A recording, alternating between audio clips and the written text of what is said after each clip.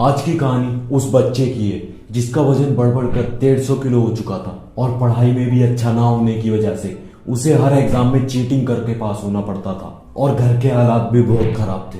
दोस्तों, मैं बात कर रहा हूँ डेविड गोगिंस की। डेविड गोगिंस बचपन में घरों से कॉकरोच निकालने का काम करते थे, लेकिन उन्हें एक दिन ये रियलाइज हुआ कि मैं इस काम के लिए नहीं बना हूं, मुझे कुछ बड़ा करना है। और फिर क्या, उनका सफर शुरू हुआ और उन्होंने नेवी शील बनने का फैसला किया। दोस्तों, डेविड गोगिंस बताते हैं उन्हें 3 मंथ्स के अंदर 58 केजी वेट कम करना था, तो वो रोज घंटों वर्कआउट करते और सुबह मीलों दौड़ते और अपनी लिमिट को हमेशा पुश करते रहते। दोस्तों, एक बार की बात है, उन्होंने 115 पुलअप्स की बजाय सिर्फ 114 पुलअप्स किए, यानी एक पुलअप कम किया। तो उन्हें रात में नींद नहीं आई, तो उन्होंने आधी रात को ही ट्रेनिंग सेंटर जाकर एक पुलअप के बदले पूरे 115 पुलअप्स दोबारा लगाए, मतलब दोबारा से अपना पूरा वर्कआउट किया। दोस्तों, डेविड गोगिंस कहते हैं आपको अकेले में डबल मेहनत करनी चाहिए, कभी भी शॉर्टकट लेने की कोशिश नहीं करनी चाहिए। ये आदत आपको फ्यूचर में अंदर से खोखला बनाती चली जाएगी। अकेले में शॉर्टकट लेने वाले लोग अंदर से कमजोर होते हैं। आपको प्रैक्टिस के दौरान इस तरह से प्रैक्टिस करनी चाहिए, अगर मैच 10 टाइम्स भी टफ हुआ तो भी आपको जीतने से कोई ना रोक सके। ऐसी ही एक कहानी है डेविड गोगिंस की। इस वीडियो में हम आपके साथ डेविड गोगिंस की कंप्लीट स्टोरी शेयर करने वाले हैं, तो वीडियो को लास्ट तक जरूर देखना। डेविड बताते हैं मैं पहला काला बच्चा था जो मिलार्ड फिल्मोर हॉस्पिटल न्यूयॉर्क में पैदा हुआ था। डेविड बताते हैं शहर में उन्हें लोग काला काला कहकर बुलाते थे और यहाँ तक कि स्कूल में भी उनका मजाक उड़ाया जाता था और उन्हें बुली किया जाता था। डेविड कहते हैं उन्होंने बचपन से देखा था कि कैसे उनके डैड उनकी मॉम को इतनी बुरी तरह से मारते थे और उनके साथ बहुत गंदा बिहेवियर करते थे। और जब डेविड अपनी मॉम को बचाने जाते तो उन्हें और उनके भाई को बहुत मारते थे।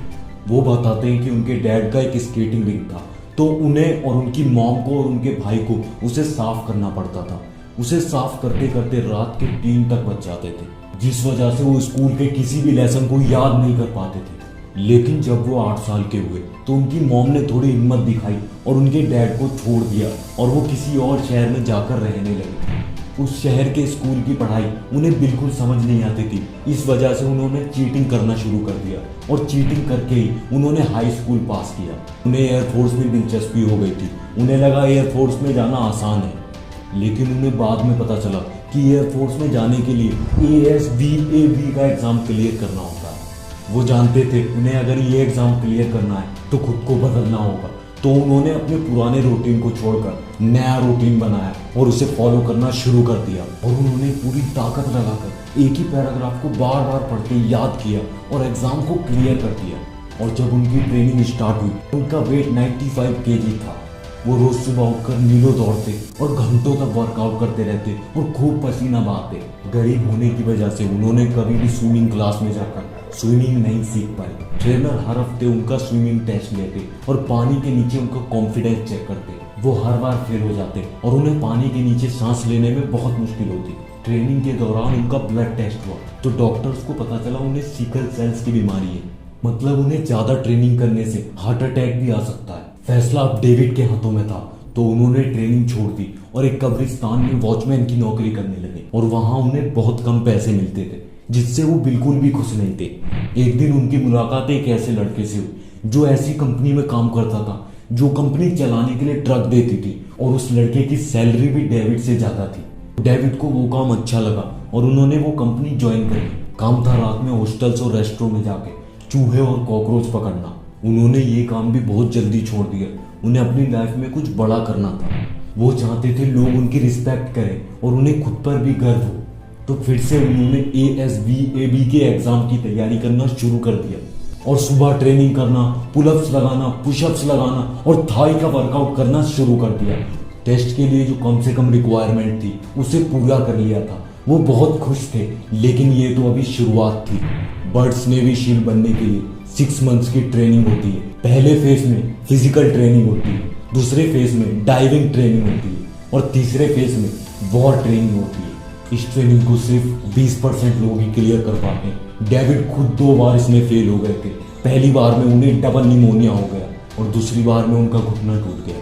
फिर भी उन्होंने हार नहीं मानी और तीसरी बार ट्राई किया और ये लास्ट टाइम था। इसके बाद कभी उन्हें चांस नहीं मिलता। आखिर वो तीसरी बार में नेवी शील बन ही गए। लोग उनसे पूछते हैं आपने 18 महीने तक ट्रेनिंग कैसे की, ये हेलविक कैसे कंप्लीट किया। कुछ ट्रेनी तो 6 महीने में ही क्विट कर देते हैं।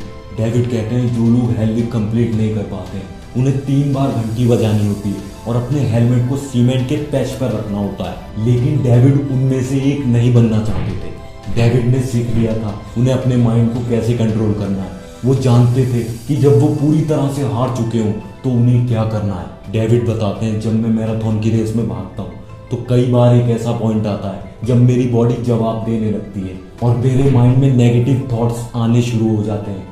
लेकिन इस चीज से बचने के लिए मैं अपनी उन जीतों को याद करता हूँ जिन्हें जीत कर मैं यहाँ तक पहुंचा हूँ।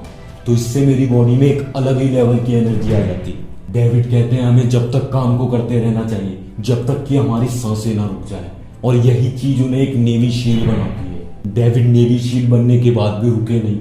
उन्होंने आर्मी रेंजर स्कूल ज्वाइन किया और वहां से ऑनर मैन अवार्ड के लिए ग्रेजुएट हुए। डेविड का मैराथन और ट्राई एथलीट में भी सक्सेसफुल करियर रहा। उन्होंने लास वेगास मैराथन और हवाई के हार्ट अटैक में भी हिस्सा लिया। डेविड ने इस मैराथन में इसलिए हिस्सा लिया ताकि उन्हें बैड वाटर अल्ट्रा मैराथन में बुलाया जाए। दोस्तों डेविड गोगिंस ने पूरी जिंदगी मेहनत करके अपने आप को इस काबिल बनाया। इनफैक्ट आज भी सुबह उठते समय वो ये सोचते हैं कि मैं कितने लोगों को इंस्पायर कर रहा हूँ। अगर मैं ही अपने गोल्स पे डटा नहीं रहूंगा तो लोग क्या सोचेंगे। इसी वजह से आज भी वो घंटों तक वर्कआउट करते हैं और पुलअप्स लगाते हैं। दोस्तों 24 घंटे में 4030 पुलअप्स लगाने का वर्ल्ड रिकॉर्ड भी उन्हीं के नाम है। लेकिन क्या आप अगले 3 महीने तक अपने गोल्स पर काम कर सकते हैं? क्या आपके अंदर है हिम्मत अपने गोल्स पर काम करने की? भूल जाओ अभी आप क्या हो, आपकी कंडीशन क्या है। 3 महीने सिर्फ और सिर्फ अपने गोल्स पर फोकस करो। अगर आपको ये चैलेंज एक्सेप्ट है तो कमेंट में चैलेंज एक्सेप्टेड जरूर लिखना। मत सोचो कि 3 मंथ्स में क्या होगा।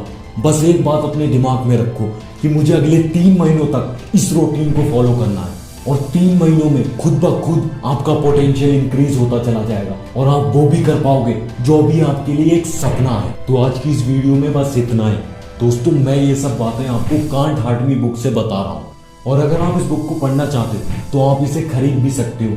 डिस्क्रिप्शन में लिंक है, जाके चेक करो। और ऐसी और अमेजिंग बुक्स की भी लिंक है, आप उन्हें भी खरीद सकते हैं। अगर आपको वीडियो पसंद आया तो वीडियो को लाइक करो और ऐसी अमेजिंग वीडियो देखने के लिए हमारे चैनल को सब्सक्राइब करो और इस वीडियो को ज्यादा से ज्यादा लोगों के साथ शेयर करो। मैं मिलता हूं आपसे नई वीडियो में न्यू टॉपिक के साथ। तब तक के लिए वीडियो देखते रहो और सीखते रहो। Thanks for watching.